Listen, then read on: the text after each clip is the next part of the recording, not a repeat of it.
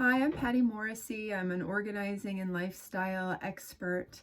I wanted to share with you a little bit about a process to recommend to those of you practicing social distancing and quarantine, which is most of us, or it should be most of us right now, how to get the most out of this time. The caveat is, of course, there are some of us who are dealing with an immediate crisis, whether that crisis is of personal variety or if it's just kind of taking in the global nature of this pandemic and that crisis. If you have loved ones who are sick, this message is really for those of us stuck at home, trying to figure out how are we going to structure our time, how are we going to navigate the waters of this new experience and kind of the massive change that we're experiencing at this moment, and how to use this time most effectively, right? So we're kind of in the situation. It is what it is. We do need to practice some level of acceptance and surrender in that. We cannot control what's happening out there, but we can control how we spend our time and how we spend our days, and not just to get through them, but to actually thrive through them. So if you're just trying to survive and stay healthy day by day, that's fine. That's the bar that you're at, and you should absolutely celebrate success of just getting through the day. But also, for some of us, we're viewing this as an opportunity to do some things that we've always wanted to do. So my friend David Kadavy, he's an author, writes a lot about productivity and creativity. One of his books is The Heart to Start. Well, he shared this morning on Facebook, and I went through his exercise, and it's very similar to kind of my thinking around some of this, but he gave me some new insights that I wanted to share with you around how are we going to plan this time. So I'm assuming 3 months, personally. No one knows. I don't have a glass ball. I can't predict the future, but I'm just kind of realizing and accepting that we're going to be in this for a period of time where we're stuck at home. So he recommends brainstorming. First, just having a mind dump, which is something that I recommend as well, kind of clearing your mind exercise. And he breaks it down into a few different parts. The different parts are opportunities, non-negotiables, staying sane, potential pitfalls, and activities. And so he walked through kind of his rationale around what he put on his list, and I'll do the same. So the first one is opportunities, brainstorming all the things that you could do in this time. He recommended, and I haven't thought about this before, of looking ahead into the future. Put yourself in the place of 3 months from now. Anticipate what you're going to feel regret about. Okay, so if at the end of 3 months, so here we are at the end of March, so that's April, May, June. Okay, so we're at the end of June, and you're looking back and you say to yourself, well, I've been in quarantine for the last 3 months. What do I have to show for it? Or what did I accomplish? What am I going to regret not doing? And so that will give you some ideas and help you narrow your focus around the things that you might want to put on your list. So for me, when I did this, I wrote, special time with my daughter, special time with my boyfriend, home improvement projects, family photo projects that I've been meaning to get around to, doing Patty's Book Club, which is something that people have been asking for, and I've been meaning to do. Start an email list. I have yet to start a business email list, which is like a crime in business, but I just haven't done it. Networking, reaching out to old contacts and building new contacts, training for a trail run, studying. So I read a lot, but I often don't read with the pace of like truly studying and getting deep with things. So I plan on picking a few books and really diving into them. It's an opportunity as well to deepen my spiritual practice. I feel like the work that I've done in that regard has given me some perspective and a level of resilience around this whole thing that I'm really appreciating. right now. So this is an opportunity to continue to go inward and deepen that spiritual practice. It's also an opportunity to pivot my business and think about, what is going to be the long-term impact of this pandemic? How can I stay true to the mission that I set forth in my business, which is to help people live well? And how does that look in terms of the product and the how and the what of what I do, while remaining true to the core of why I do what I do? So those are some opportunities that I've brainstormed. I do want to share that there's a lot of people kind of sharing, oh, it's an opportunity to write a book, it's an opportunity to do this big thing, it's an opportunity to get healthy, it's an opportunity to get fit. That is all true. But don't beware of feeling should on, people telling you what you should do. These are things that are on my list. They were on my someday maybe list for a long time, right? So dust off your New Year's resolutions. Go back and read your journals and ask yourself, what is it that I've been intending to do? And those are going to be projects that you're probably more excited and motivated to work on because they're coming from you. They're things that you've already wanted to do. It's not an opportunity to feel pressure to do something that you didn't want to do. I was seeing everyone posting pictures of cooking, and it's an opportunity to learn new recipes and get really sophisticated with that.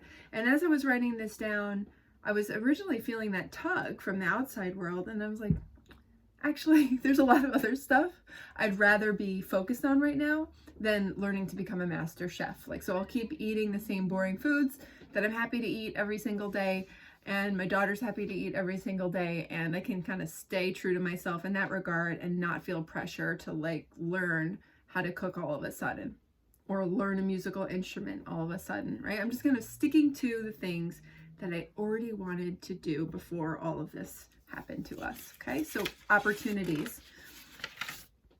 Non-negotiables. So non-negotiables are those things that must get done. I often go back to Maslow's hierarchy of needs when you think about the non-negotiables. Is my safety, are my safety needs being met? Are my belonging needs being met? And then higher up the pyramid of that's like self-actualization and self-expression. So I am kind of narrowed in right now. The first thing I need to do is take care of myself. I'm a mother. I have responsibilities of taking care of my daughter, but in order for me to take care of her, I have to take care of myself first. And so what does it mean to take care of myself? It means I'm sleeping. It means I'm eating. It means I'm taking care of my mental health. And I'll share a little bit more of that in the sanity section. It means I'm taking care of my hygiene. It can be really easy to let everything go. But in order of feeling like a whole person, showering regularly, taking good care of my teeth, eating well, taking care of my gut health, things like that are going to be really important around taking care of me. Okay, asking for what I need if I need space. You hear my kitty in the background. Okay, he probably wants to cuddle. Okay, then another, I guess I should add, taking care of the cats is non-negotiable because I'm responsible for that. But first, take care of me. Next is taking care of my daughter. Same thing with her. Making sure she's eating, making sure she's sleeping, making sure that I'm connecting with her because I'm her sole source of face-to-face connection, except for the time that she goes and spends with her dad. And also, I'm responsible for kind of her education. Although I'm not putting a big sense of pressure on myself, I'm calling it independent learning. I'm responsible for liaising between the school. I'm responsible for setting her up for some success and creating a little bit of structure there. I am not putting pressure on myself to get all the work done, to get all the worksheets done. I'm not putting pressure on myself around reading levels and test scores and all of that right now. I'm just responsible for her basic care and making sure that she has some connection, maintains some connection to her school. Okay. Then I'm also responsible in the non-negotiable section is the financial health of my home, because that's going to be able to help me be able to maintain these basic needs of housing, shelter, and food and water and health. Okay, so I do need to worry about money at this time and hustle a little bit around that. So for me, that looks like reviewing my expenses, seeing how I can streamline things, which is a good practice to do in life and business anyway. It's making sure that I'm paying my bills. It's asking for deferments where I can get them. And it means doing some work every single day that will lead to immediate business. So for me, that means pitching media for stories. It means reaching out to clients. It means thinking about what could a long-term play be as well. So maybe this is an opportunity for me to build some sort of product or information asset that might not yield immediate impact today, but producing it will yield a financial impact maybe in a few months or even next year, and perhaps be a source of more passive income so that my financial resilience is even stronger should we be enduring this for a while. So take care of myself, take care of my daughter, take care of my finances are my 3 non-negotiables right now. Okay, the next category, so we had opportunities, non-negotiables, and now sanity. How do you take care of your mental health and your personal well-being at this time? For me, I already know what the non-negotiables are. I sort of already have been practicing them. So it's really just continuing what I've been doing and not letting the distraction and chaos of the situation take me off course from the things that I know are really nourishing. So for me, that means getting outside every single day is really important. It means moving my body every single day. So if it's sometimes that's happening simultaneously. Sometimes I'm more taking a leisurely walk outside, and my workout is more happening inside, like with a video or a streaming service. Okay, I'm making sure I'm taking care of my health. I have been a little bit more flexible with what I've been eating. Like if my daughter has some leftover bread from dinner, I find myself eating it, and I'm just kind of allowing that happen because food waste right now is not something I want to be doing. So I'm finding myself eating a little bit more bread, sugar, carbs than I normally would, but I'm being mindful of that and making sure it doesn't get out of hand. So taking care of my gut health is really important in this, and making sure that I don't get out of balance in that way, because that has an immediate impact on not just my physical health, which then can put me at risk of having to seek medical care, which I do not want to tax that system right now. I don't want to expose myself by having to access medical care. And the gut health also has a huge impact on my mental health. I find my anxiety levels, attention, focus gets really impacted when that's out of balance. So I want to make sure that I maintain that. And so when I was doing my kind of frantic Costco buying, I bought things like sauerkraut and kombucha and all the things that I need, pickles, to make sure that I was having prebiotics, probiotics, to maintain that health during this time. Also, to maintain sanity, I need alone time. That can be hard when you're parenting. I have a silver lining of being in a situation where I'm separated from my daughter's father, means that part of the time she goes with him, and I do have some of that alone time, which I really value. So if that's a need of yours and you're living with your spouse and your kids, you got to ask for it. You got to ask for it if you need it, okay? And be protective over that time. If you have real littles, I know it can be so hard. I remember those days, not just when I'm a mom, but also when I was a live-in nanny and babysat many families. So I know how hard that can be. But it's also important to know that your kids are going to be okay. So if you just like lock the door and let them cry for a little bit while you like take care of your well-being, that's really important. I used to do education around like shaken baby syndrome and talk about parental stress and stuff. And if you're at that breaking point ever, know that the safest thing you can do is just put your kid in a safe physical environment and go take care of yourself, okay? It's not the time to be mom of the year, but time to practice good enough parenting. Look it up, Winnicott, okay? So alone time. Really important to me. It's probably important to you as well. Socializing on the other side is really important, and not just with the people that I'm spending the most time with, my boyfriend and my daughter, but with people in my life. And so we've seen that. It's been really beautiful to see people connecting and trying to incorporate socializing, whether it's virtual happy hours. I've got one scheduled tonight at 8 o'clock. With all of my college friends, so that'll be really fun. That's something to look forward to. And with socializing, I would also say setting some rails around that, and like setting appointments. It makes it feel like you've got these plans to look forward to, instead of I know with my daughter, it's kind of hard to manage. Just because someone calls you doesn't mean, and you're home all day, doesn't mean you're always available. You might be focused on a project or trying to accomplish something else. And so setting some boundaries around that socializing as well, and making sure that for me, I'm communicating with someone at least once a day. Also, for the sanity piece is laughing. You know, I can be really serious in general. I'm someone who loves to drop in and go internal and think deeply about things.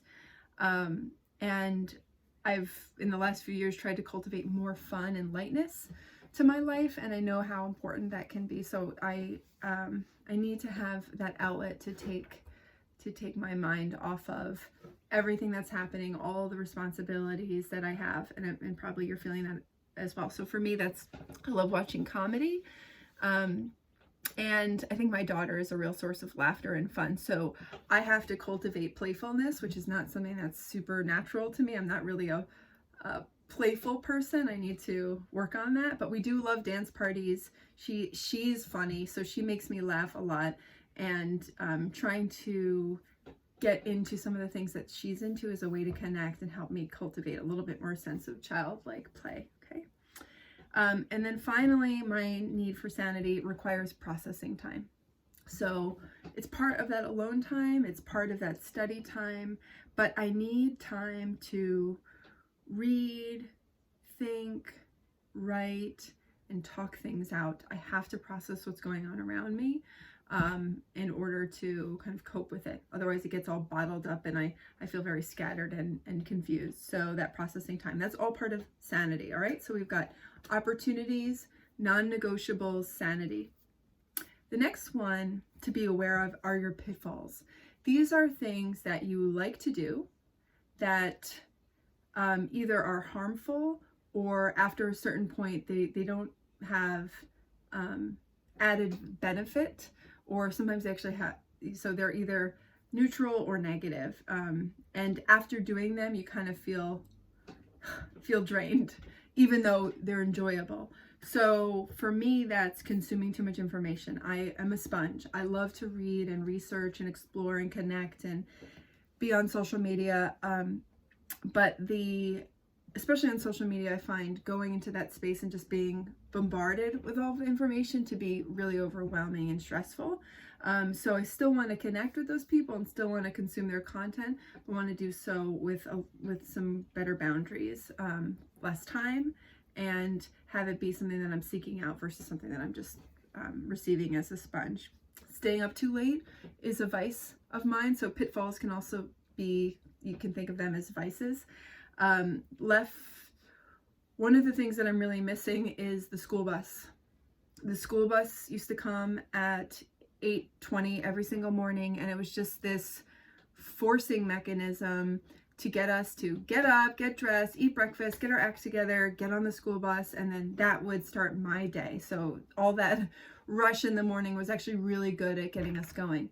Now that we don't have that, we can easily take too long waking up to the day, and that can lead to going to bed later at night. And I'm someone who can kind of get that late night second wind and stay up till 3 o'clock in the morning working on something, and then I wake up and it just keeps pushing the day later and later and later, and that doesn't feel good. That really gets me off track with a routine. So taking the responsibility of putting my daughter to bed every night and winding down during that time without technology is going to be great.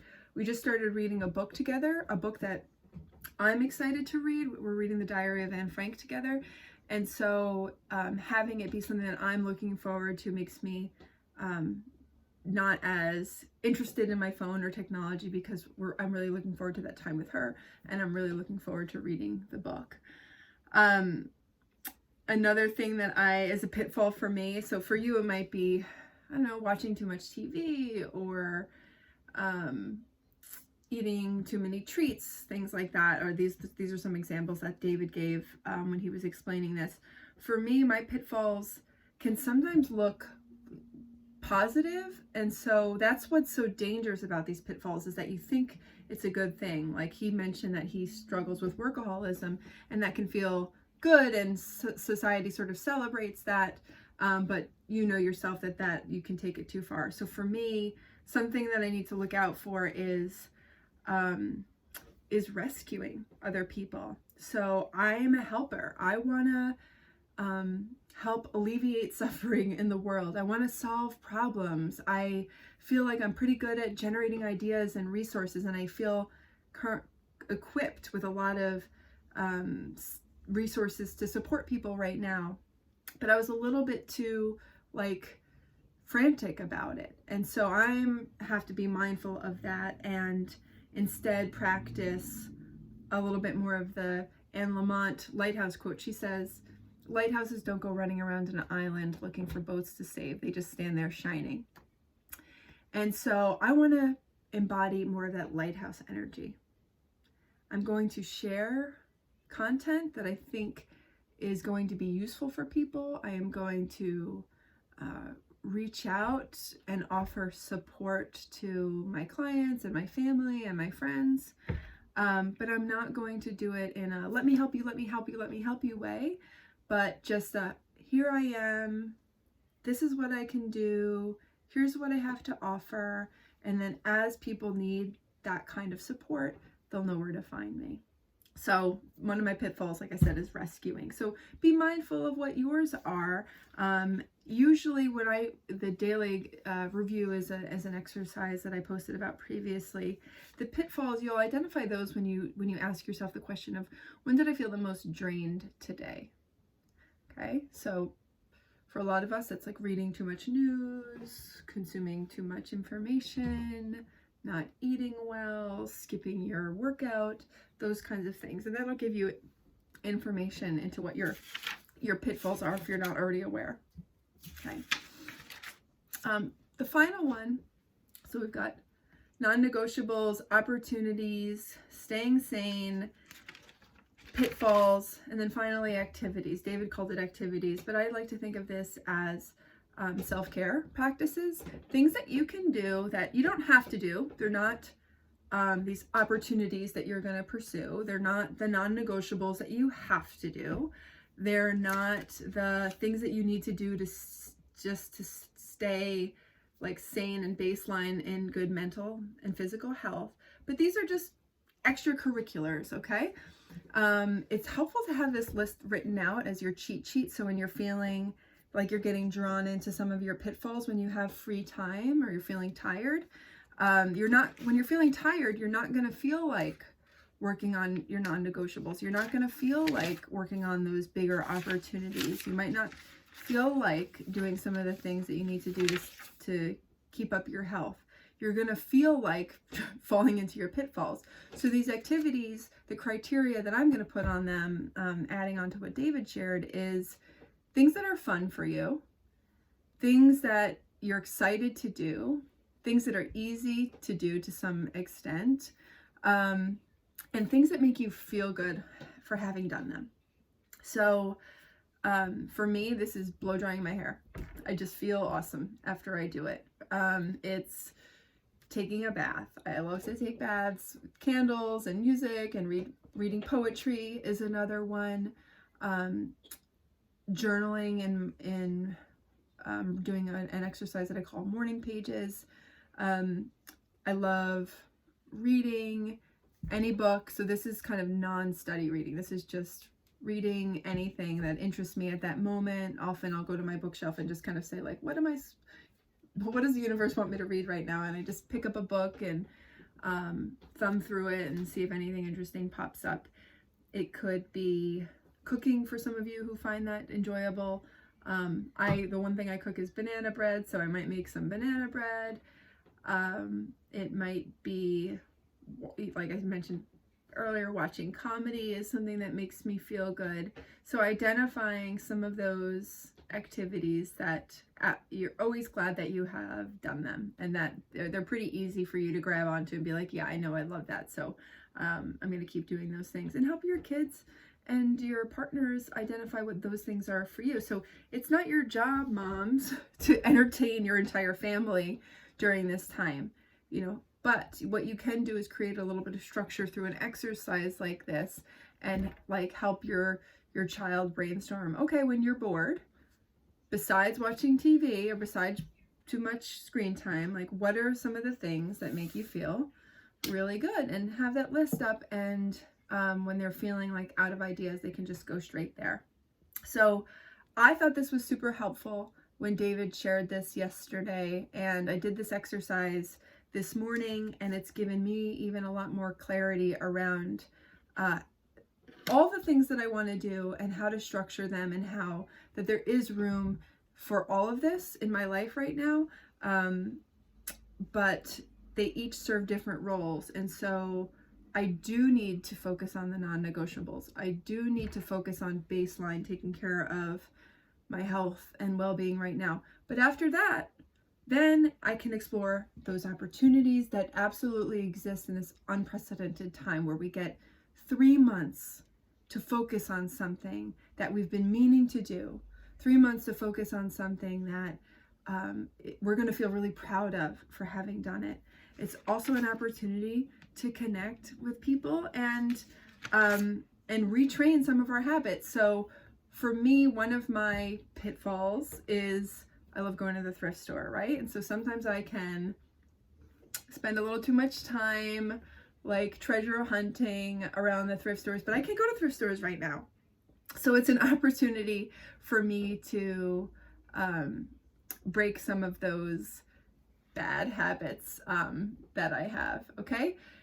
So what are you doing? How are you structuring your time? I would love to hear your thoughts on how the opportunities that you see here. What are the things that you need to do to take care of yourself, your non-negotiables, and you're staying sane? What are some of the pitfalls that you have? And what are some of the self-care activities that you're doing to keep yourself engaged and having fun right now? All right, this was a long one, but thanks for hanging in with me. I hope you enjoy it. Bye.